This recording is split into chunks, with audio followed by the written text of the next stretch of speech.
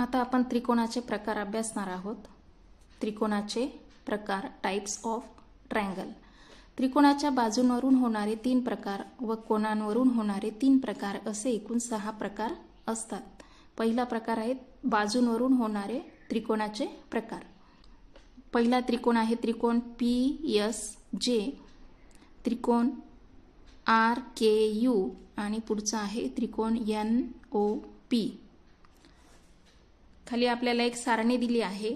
त्रिकोणाच्या बाजू मोजा व सारणी पूर्ण करा. तर त्रिकोणाच्या बाजू मोजू आपण. जो पहिला त्रिकोण आहे त्याची एक बाजू आहे 3.5 सेंटीमीटर, 3.5 सेंटीमीटर.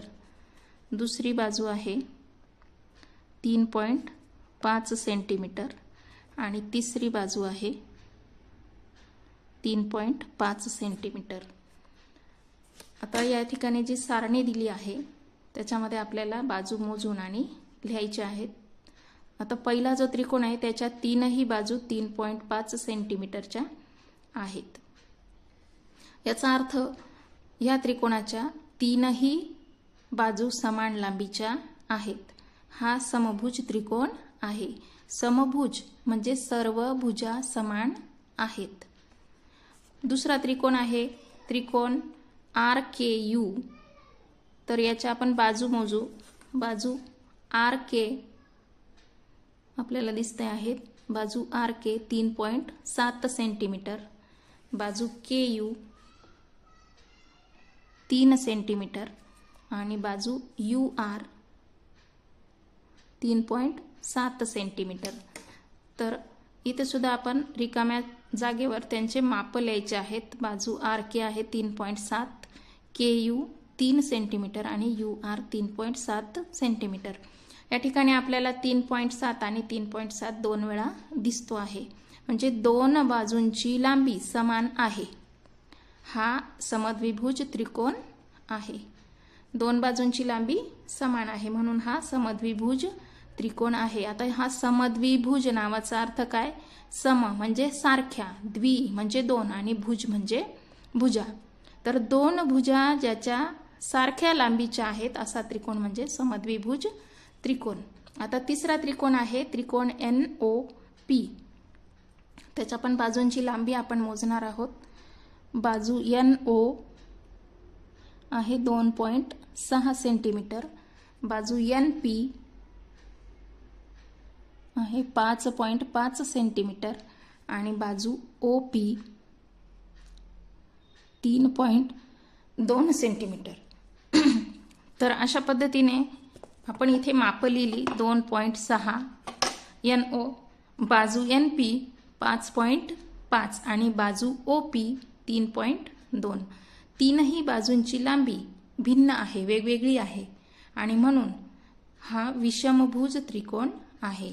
आता येथे विषमभुज या शब्दाचा अर्थ आहे ज्या भुजा आहेत त्या प्रत्येक भुजेची लांबी वेगवेगळी आहे म्हणून या त्रिकोणाचं नाव आहे विषमभुज त्रिकोण.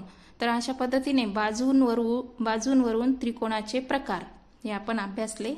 बाजूंवरून त्रिकोणाचे 3 प्रकार आहेत: समभुज त्रिकोण, समद्विभुज त्रिकोण आणि विषमभुज त्रिकोण. आता आपण कोनांवरून त्रिकोणाचे प्रकार अभ्यासणार आहोत. इथे 3 त्रिकोण आपल्याला बघायला मिळत आहेत. पहिला त्रिकोण आहे त्रिकोण STU, दुसरा त्रिकोण आहे त्रिकोण GHM आणि तिसरा त्रिकोण ALN. खाली एक सारणी दिलेली आहे. खालील प्रत्येक त्रिकोणाच्या तीनही कोनांची मापे मोजा व त्यावरून दिलेली सारणी पूर्ण करा. तर ही सारणी आपल्याला पूर्ण करण्यासाठी इथे दिलेली आहे आणि प्रत्येक त्रिकोणाच्या कोनांचे माप आपल्याला मोजायचे आहे. त्रिकोणाच्या कोनांचे माप आपण कोनमापकाच्या साहाय्याने मोजू. कोन S आपल्याला इथे दिसतो आहे 54 अंश. कोन S 54 अंश. कोन T आपल्याला इथे दिसतो आहे 64 अंश. आणि कोन U चे माप कोन U आपल्याला इथे 60 आणि 2 62 अंशाचा दिसतोय. 62°. पुढचे कोण मोजू आपण. कोण H आपल्याला काटकोन दिसतो आहे, त्याच्यामुळे कोण H 90°. कोण G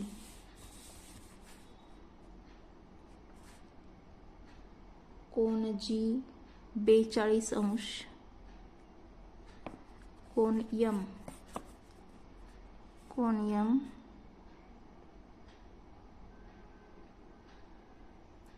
कोण M आहे 48°.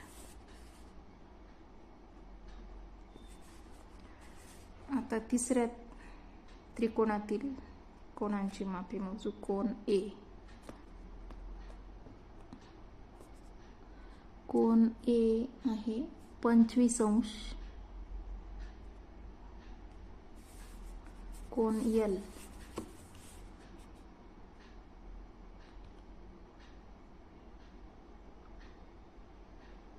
कोण L आहे 135°. आणि कोण N कोण N 20°.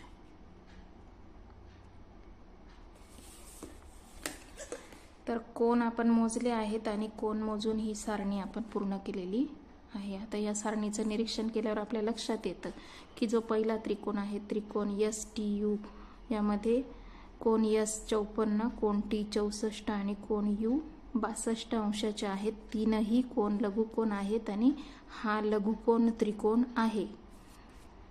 त्यानंतर दुसरा जो त्रिकोण आहे काटकोन त्रिकोण आपल्याला दिसतानाच दिसतो आहे इथे.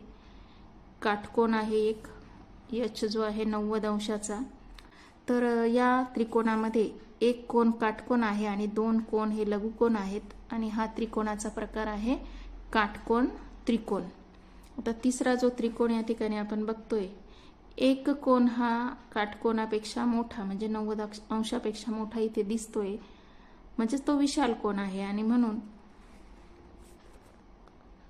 कोण A चे माप आहे 25°, कोण L चे आहे 135 म्हणजे विशाल कोण, आणि कोण N चे माप आहे 20°.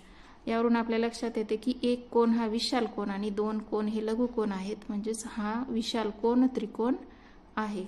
तर कोणावरून त्रिकोणाचे प्रकार पडतात: लघुकोन त्रिकोण, काटकोन त्रिकोण आणि विशाल कोन त्रिकोण. विचार करा. 3 प्रश्न दिलेले आहेत. प्रश्न पहिला, विषमभुज त्रिकोण हा लघुकोन त्रिकोण असू शकतो का? विषमभुज त्रिकोण म्हणजे प्रत्येक बाजू त्याची वेगवेगळी लांबीची आहे आणि तो लघुकोन त्रिकोण असू शकतो का? तर हो, असू शकतो. तीनही बाजू समान लांबीच्या असणारा त्रिकोण लघुकोन त्रिकोण असू शकतो का? हो, कारण जेव्हा लघुकोन त्रिकोण हा 60-60-60° तीनही कोण असतात तेव्हा त्याच्या तीनही बाजू या समान लांबीच्या असतात. म्हणून तीनही बाजूंचा समान लांबीचा जो त्रिकोण आहे तो लघुकोन त्रिकोण असू शकतो. पुढचा प्रश्न आहे, समद्विभुज त्रिकोण हा काटकोन असू शकतो का? तर होय, समद्विभुज त्रिकोण हा काटकोन असू शकतो. कारण काटकोन जेव्हा एक कोण 90° आणि दुसरे कोण 45-45° असतात तर त्याचे जे दोन भुजा असतात त्या समान असतात. म्हणजे या तीनही प्रश्नांचं उत्तर आहे होय.